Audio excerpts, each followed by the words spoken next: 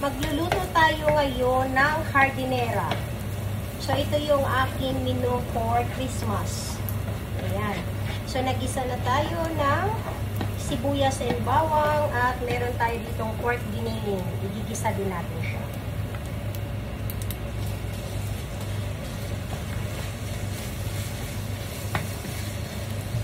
Ito nga pala yung aking ingredients, guys. Meron tayong carrots, hotdog, green peas, cheese, and capsicum. And meron tayong dalawang pork cubes and meron tayong spaghetti sauce. Ayan.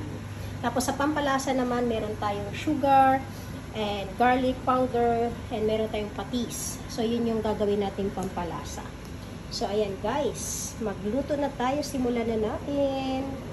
So, ayan guys. Haluin mo lang yung giniling hanggang sa siya ay maging golden brown.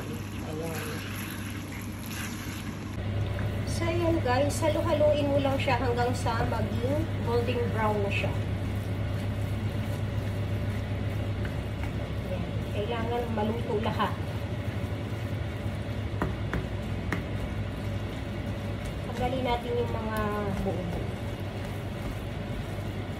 Dapat lahat sila ay luto. So, ayan guys, ilalagay na natin yung ating mga gulay. So, nilagay ko na yung ating carrots at saka yung ating hotdog.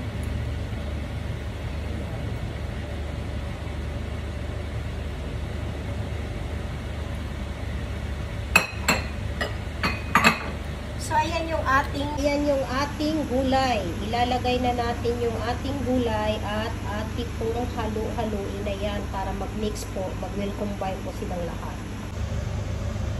Haluin na natin.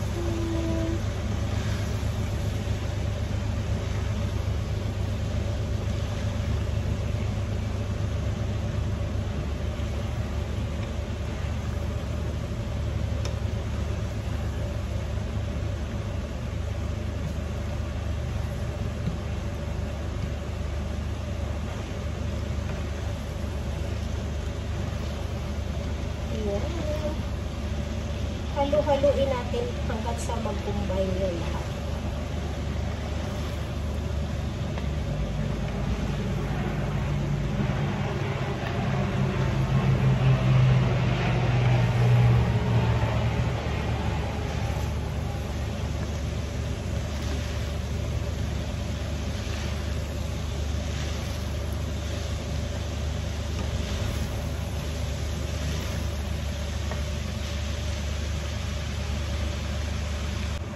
Maglalagay naman tayo ngayon ng ating pork cubes.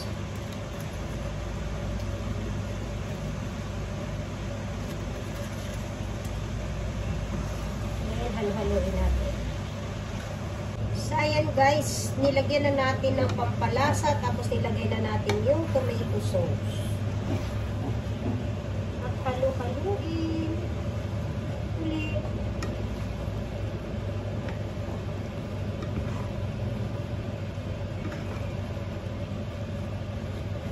Sa mag-combine ulit lahat.